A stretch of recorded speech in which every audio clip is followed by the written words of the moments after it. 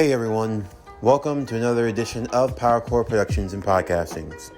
And in today's video, we are going to be continuing My Hero Academia, Vows of Vengeance. What if Deku was a monster? Part 2. As always, if you enjoyed today's video and everything else that we have to offer here on the channel, then please don't forget to like, comment, subscribe, share, and hit that bell for post notifications so you can stay up to date on everything that is PowerCore Productions and Podcasting that has to come out now and in the future. So before we get into today's video, there is one thing I do want to set the stage for in terms of the tone and what the story is going to be. Yes, we are dealing with the concepts of aliens in this series, but don't think this is going to be one of those things where Earth is invaded by aliens or there's some great extraterrestrial threat. There's actually nothing like that in the series of Gleipnir, as it's all more self-contained to Earth and the events of the aliens coming to Earth. But the aliens don't play that big of a role outside of the coins and Alien himself that grants the powers to those that turn in the coins. But other than that, it's nothing that's all too ridiculous or all too outgoing in terms of building the world and making it bigger than what it actually is. Although they will play a role, it's not going to be that big of a role. So our main focus is still going to be on characters like Izuku, like Claire, and everyone here on Earth, but we're just going to be seeing them in a different light. Basically, this is what if Deku was a vigilante a lot earlier in the series and he goes down a much different path. He will still be a hero, but he won't be your typical or traditional hero, and rather than existing in a world as a black and white, we'll see Izuku have to deal living in a world where everything is multiple shades of gray. But anyway, without further ado, let's get into today's video. So as always, sit back, relax, and enjoy the show.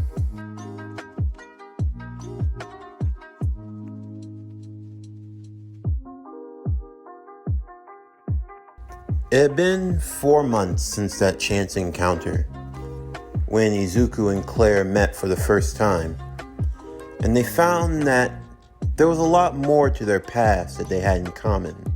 A lot more than they realized. The two estranged young teens, discovering that their pasts were connected, all through a coin. What was the significance of this coin? Where had it come from? And just what role did it play in the lives that they had lived up until now? All of these were questions that they were still trying to figure out. The idea of aliens, the origin of quirks in the world, all of this was revolutionary, and a lot more darker truths were coming to light. When it came to Izuku, his main goal was still to learn what had happened to his father, why he had met the tragic end that he did.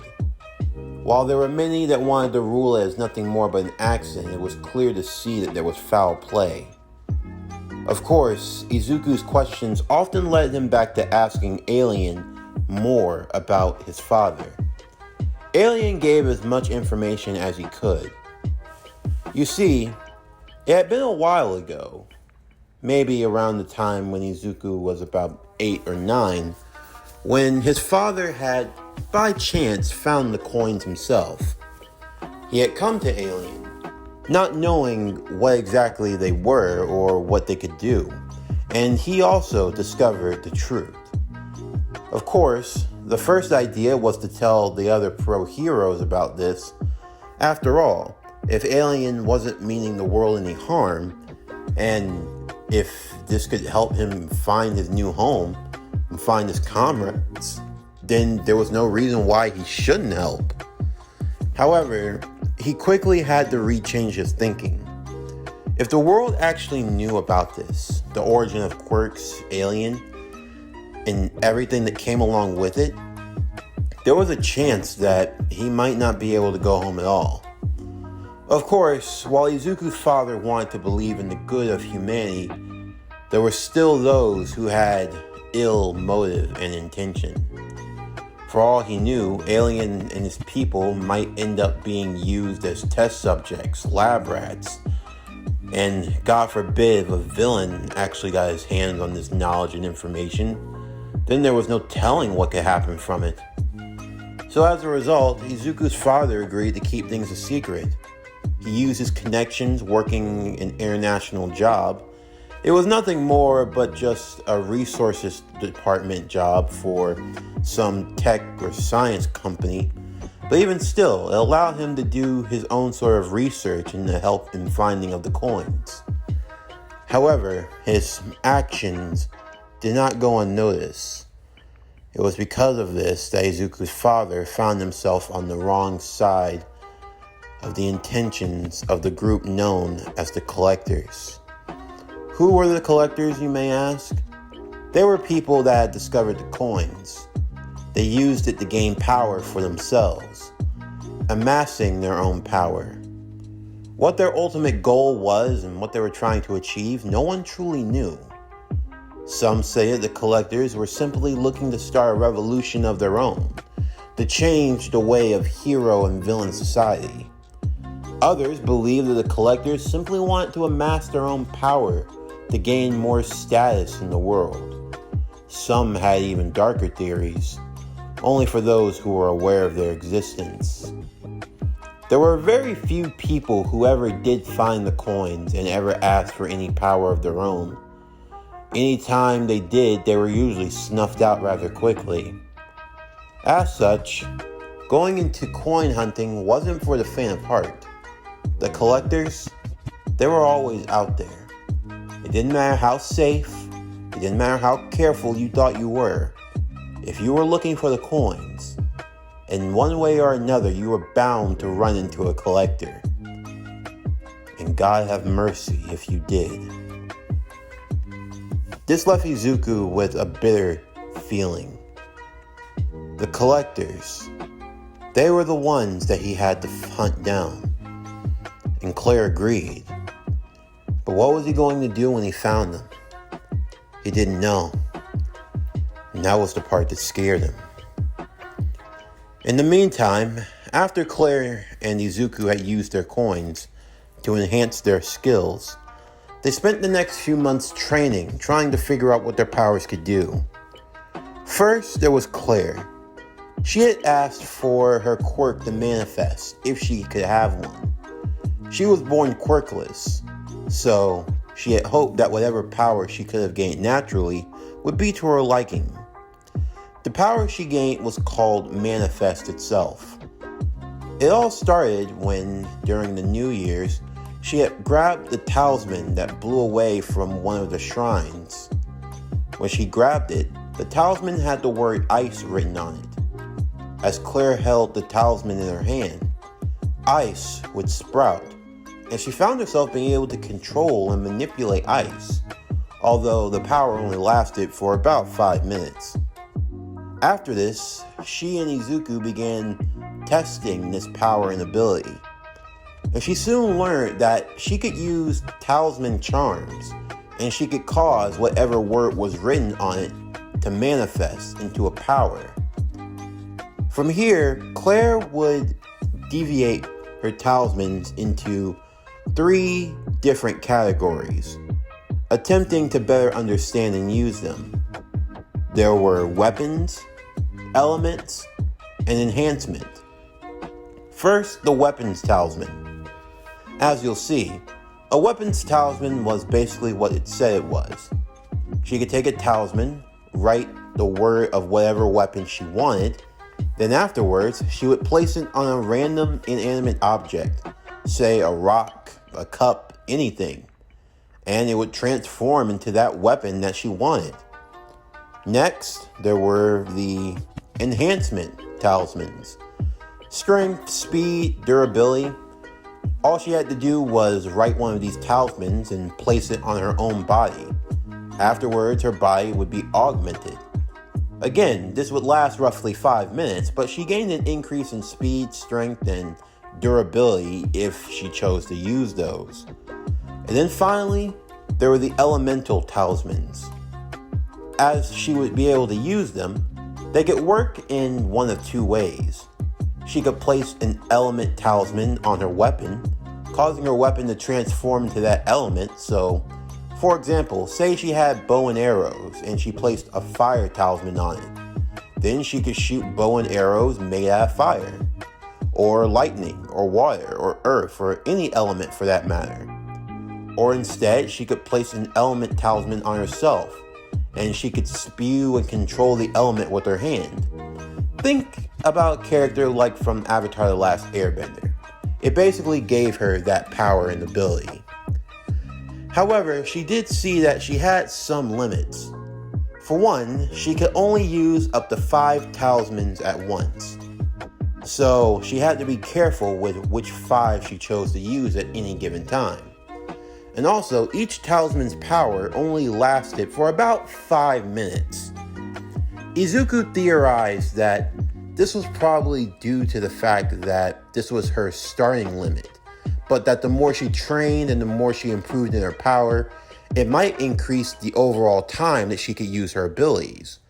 And if she trained and practiced hard enough, then maybe she'd have no limit to how much she could control with the enchantment of her talismans. Then next, there was Izuku and his abilities. First, there was the ability that he had been granted by his father.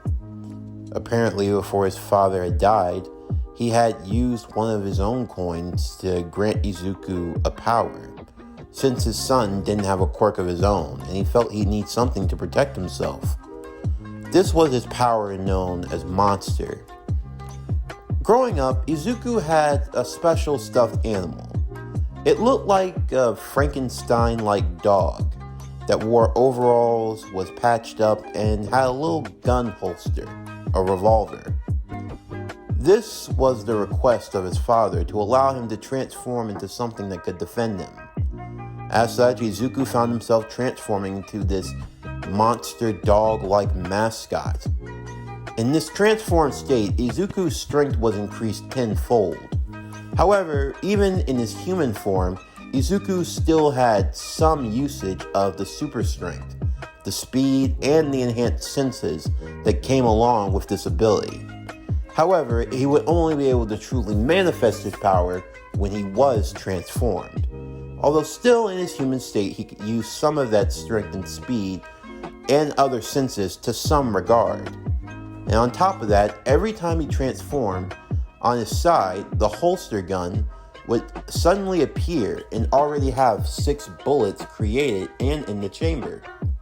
The bullets themselves were made of some material that allowed them to be pretty much indestructible.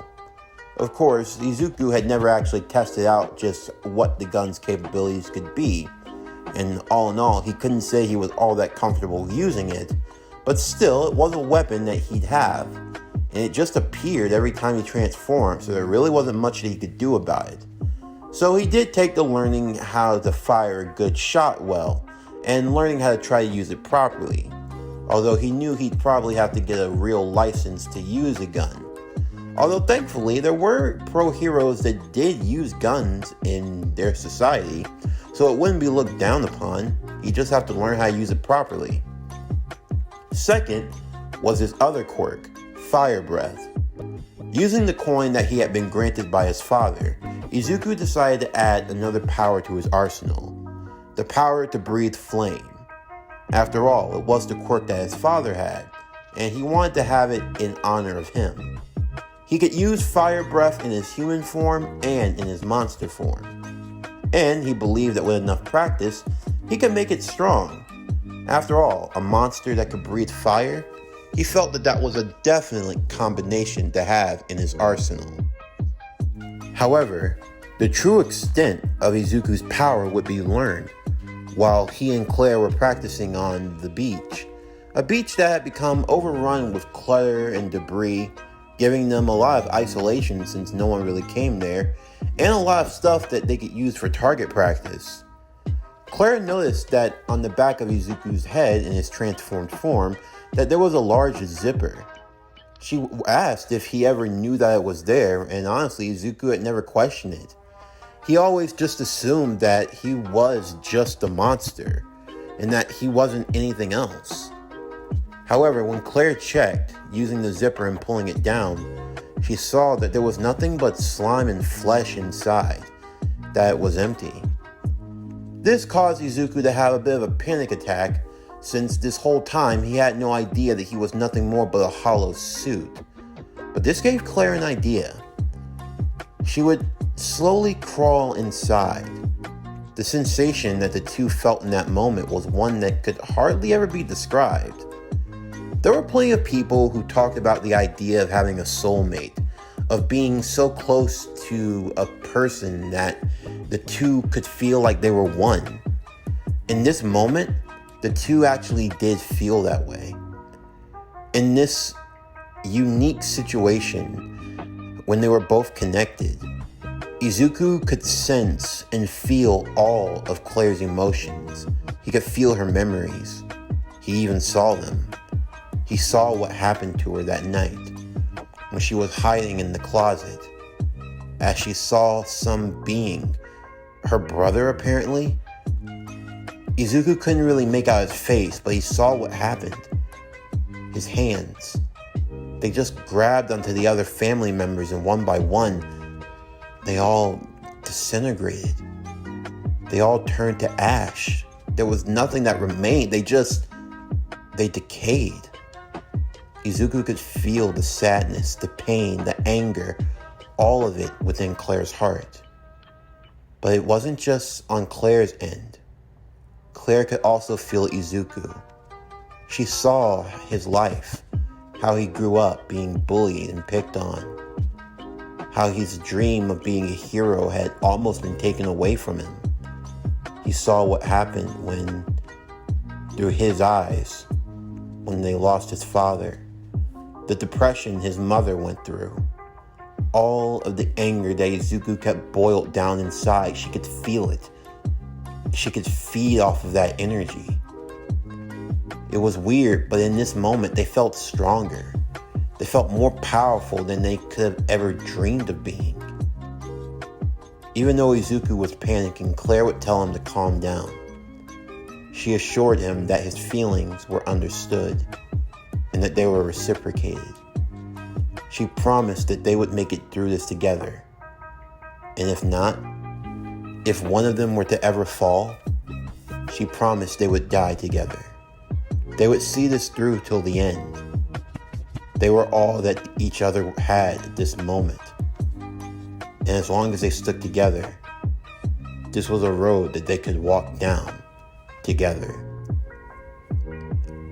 Of course, there was also Claire's living situation, since after all, she had technically been living on her own for as long as she could remember. Izuku didn't really like this idea, so he offered for her to live with him and his mom. They had at least one extra room that they could spare, although Claire felt like she would be imposing. When Izuku explained things to his mother in a roundabout way, she felt more than happy to let Claire stay with them. Of course, Izuku's mother wondered what kind of relationship they had, especially for Izuku to be able to offer to allow a strange girl to basically stay in their house. Although Izuku would shyly tell his mother that it wasn't anything like that and he was just trying to help out a friend. Although Claire had no problem teasing him about the situation. Eventually, the middle school days would come to an end, and the teacher would acknowledge that the students moving on to the next phase of their life, that there were a few of them that wanted to pursue a role in the hero course. Among them, who had applied to UA, being Bakugo, Izuku, and Claire. As Izuku and Claire were heading home, they decided to take a longer way since they wanted to talk about some things. They were discussing when they were going to go on their next coin hunt. From what they had learned, there were 12 coins out there, 12 that they needed to find. Although finding 12 coins all throughout Japan could honestly be considered like finding a needle in a haystack. For one, there was no telling how many had already been taken. They didn't even know how many collectors they were dealing with. However, unknown to the two of them, there was someone eavesdropping on their conversation. But at the same time, the two were aware of its presence. As they walked under a bridge, both Claire and Izuku would pretend as if they had noticed nothing, as a small sewage drain would open and a conglomerate of sludge would slowly creep up on them. Claire simply smiled. So, how do you want to handle it? Me or you? We can go either way. The sludge villain would charge at the two of them. However, both Claire and Izuku would duck out of the way immediately. So, you knew I was following you. You children. I hear you're looking for coins, is that it? And just what do you know about the coins? Claire would ask. Surely you didn't use one of them to turn into that ugly thing. Shut your mouth, bitch. I'll be looking fine and pretty once I take your bodies. Only one of you will be needed. I can take the other one to the master. Master? Izuku would say. So you know who the leader is? Wouldn't you like to know, brat? Izuku would transform into his monster-like state, sending a massive punch towards the ground, causing the sludge villain to slowly lose its setting as it tried to move and zip towards Izuku. However, Claire would immediately pull a talisman from her backpack, the talisman of fire. Slapping it onto her wrist, the talisman would dissolve, and immediately she would create a fireball and launch it towards the sludge villain. The sludge villain would be stopped in its tracks, as Izuku would come charging in out of nowhere, picking up a wooden plank and slapping it towards the sludge itself, slamming it over to the side of a concrete wall. The sludge villain would find itself being wrung for a minute, as Claire would now focus her attention. With the sludge up against the wall and with nowhere to run, she would snap her fingers, causing a spark of flame to shoot towards the sludge. It yelled out in pain as it tried its best to fight against the searing of the flame itself. As it slowly tried to reform, Claire would cause another snap, another spark of flame, and immediately the sludge villain would find itself on the receiving end of some wicked burns. Stop! Please, stop! I'm so sorry. My fingers get a little twitchy, you know? I mean, I have no idea what I might do. I might lose control with this power. If you don't start talking, there might be an accident. Please, no more. The sludge villain would slowly transform back into his human state. It was not for the faint of heart, but Izuku could see that the guy wasn't all that intimidating. He was overweight, out of shape, didn't look all that scary. So this is your true form then, huh? Yeah, and so what about it? You don't have any right to judge when you look like a freak. You're true. You're right about that. Izuku walked up towards him as he grabbed him by his shirt collar. Your master. Where can we find him? I can't tell you that. It'd be wise if you start talking. Otherwise, my friend here is going to start playing with fire, and I can't really stop her once she starts getting heated up.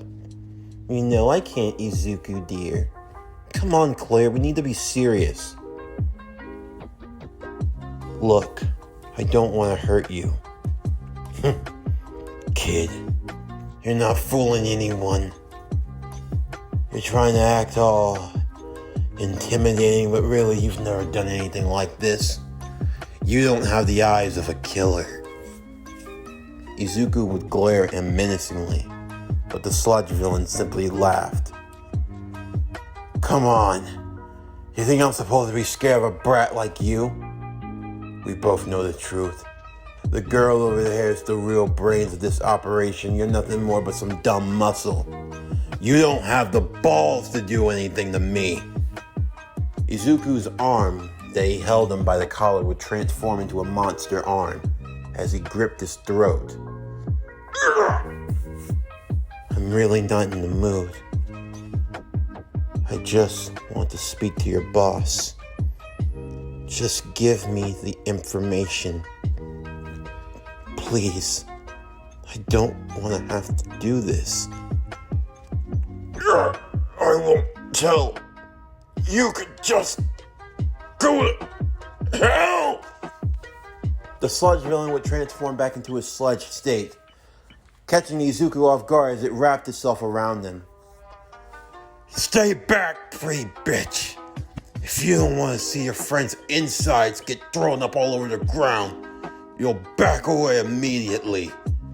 If I see you try anything.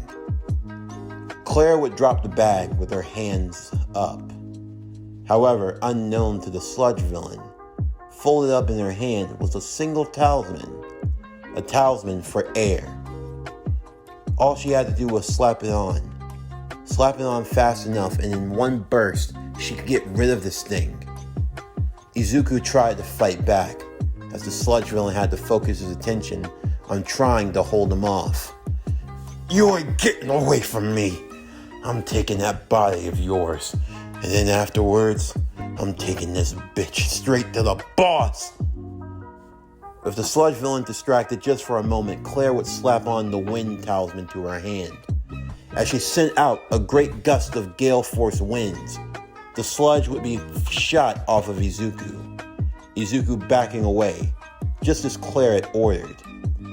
Using what was left of her fire talisman, combined with the wind talisman, she clasped both her hands together as she yelled, "Combination! Incinerating winds!"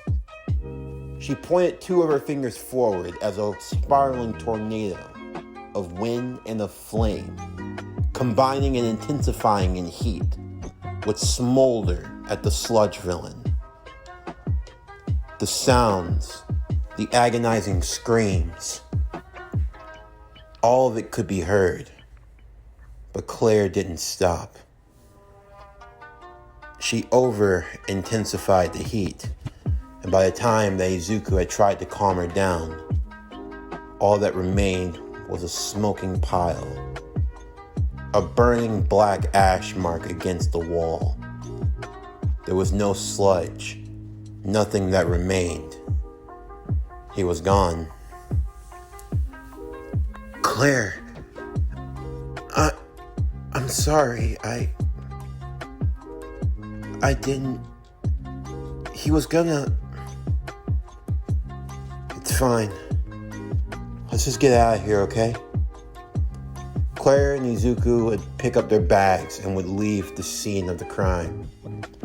However, unknown to the two of them, from off in the distance, someone was watching. A boy with the head that had been transformed into that of a camera lens. He wasn't able to get a clear view of their faces, but he got an overall silhouette. The boss was going to want to hear about this. In the meantime, Izuku and Claire tried to get that day out of their heads. For the first few days at home, they said nothing about it, mainly keeping to themselves as it wasn't really something they wanted to discuss. Of course, the one that was most shooken up about it wasn't Claire. It was Izuku. A hero doesn't kill. A hero doesn't kill. Claire would eventually meet with Izuku, checking to see if he was alright. He wasn't doing too fine. What were they doing? Like, that was just terrible. They didn't get any information, and the only thing they managed to do was kill their one lead. Claire acknowledged it was her fault. She shouldn't have acted the way that she did. She should have been better. But even still, she would assure Izuku that they were doing the right thing. And even more so, they had to see this through. If they were going to get what they wanted, to get the answers they were looking for, this this road was not going to be for the faint of heart. They might have been going down the hero course, but they were not going to be true heroes. They were going to have to do some things that were unsettling. They might have to do some things that wouldn't let them sleep so well at night. But again, she assured him, he wasn't walking down this road alone. This was a road they'd be walking down together. Over the next few months, in preparation for the UA entrance exam, the two would train and hone their skills. Along with that, they would also continue their hunt for the coins. Eventually, the day of the entrance exams would arrive. Izuku came sporting a very familiar green tracksuit, the only one he had, and Claire had a matching pink one. Of course, she wished she could have found something that wasn't so pink, but it'd have to do.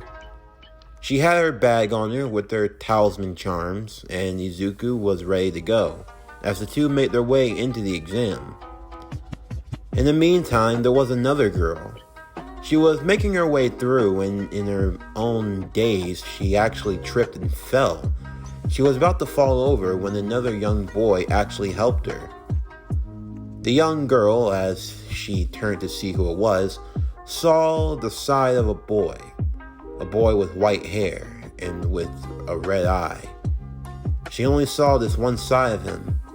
She thanked him, and he told her that there was nothing to really worry about. He was just helping out. The girl asked if the boy was going to be in the entrance exam, and he said no. He had actually just been called over to watch. But all the same, she wished him good luck and thanked him again, actually turning back and offering him a cinnamon roll before going inside. The young man, a little perplexed, took it as a form of thanks before making his way into the examination viewing room. The young man had already had a full ride to the school. He got in on recommendation. He was just called here to watch the other students compete, more so as a bit of a formality, and there was some paperwork that had to be done. All the same, the written portion would go fine and well enough, and then finally there was only time for the practical. The students would be divided up into different city-like sections that would be used. They would be fighting a series of robots that would range from 1 point to 2 points to 3 points, and those points would be racked up the more robots they destroyed. In the meantime, there was also a large robot, known as the 0 Pointer. It offered no points, but it was the largest behemoth of all the robots in the exam, and many students would want to avoid it at all costs. At the start, Claire and Izuku would go rushing forward. Immediately, Claire would use the strength and the speed and the armor enhancement talismans on her body. Along with using a weapons talisman, she would take a rock and slap it onto it, forming a bow and arrow. Immediately using her element talisman, she would use the element of fire. In doing so, she had a flaming bow and arrow that could shoot off flaming arrows, and she would begin picking her targets one by one. In the meantime, Izuku transformed into his monster-like state, rushing and running on all fours as he went punching and tearing away at the robots limb from limb, along with spewing out a breath of monstrous flame at the heads of the robots. The two were taking them down in quick succession and were definitely racking up a decent amount of points. Izuku fought a lot more methodical, a lot more practical. He didn't waste any movement. He even took to trying out some of his own firing skills by using the gun on his holster. Of course, some of the examiners would have to question the boy about how he was using a gun, as they didn't know that weapons would be allowed. But when they saw his transformation, they saw that the gun just seemingly appeared, so maybe it was a part of his quirk. They'd have to inquire more about that. But still, the two were doing well, and even Bakugo in his own zone was being effective. However, there was still the matter of the 0 Point robot. Both Claire and Izuku would clear away with everyone else. They already racked up a decent amount of points, so there wasn't really anything to worry about. However, all the other participants could hear a cry. A young girl pinned under some rubble, and the 0 Pointer looming over her. Of course, Claire hoped that there were some other pros out here. I mean, they weren't just gonna let this girl die, right? However, Izuku would go charging immediately. He rushed towards where the rubble was, in his monster state, with a wicked grin. He lifted up the debris and freed the girl. As he picked her up, she would thank him, and Izuku would respond in kind. However, as he turned around, they noticed that the 0 Pointer was right above them. Izuku was preparing to make a dash, or if at worst, throw his body over her to protect her. However, before even Claire or anyone else could react, a large pillar of ice would appear. The large pillar of ice shooting upwards, until finally a jagged, large spike of ice would shoot off and hit the 0 Pointer right in the head. As the towering robot fell over, standing over the rubble and debris was a boy in a school uniform. It was all black, although half of his body was covered in ice, and on one half of that side stared a glowing red eye. As he turned and looked down at Izuku and the young girl, Izuku looking back up at him. Claire only watched on in amazement. There really were monsters in this world. This concludes My Hero Academia, Vows of Vengeance. What if Deku was a monster? Part 2. As always, if you enjoyed today's video and everything else that we have to offer, then please don't forget to like, comment, subscribe, share, and hit that bell for post notifications so you can stay up to date on everything that is PowerCore Productions and Podcastings that has to come out now and in the future. Stay tuned for tomorrow's video as we continue Black Lagoon, Dead City. What if Revy was the Punisher? Season 1, Part 2. But anyway, that's going to do it for the end of today's video. I'm Javon Harrington with PowerCore Productions and Podcastings. Signing off, and I'll see you next time.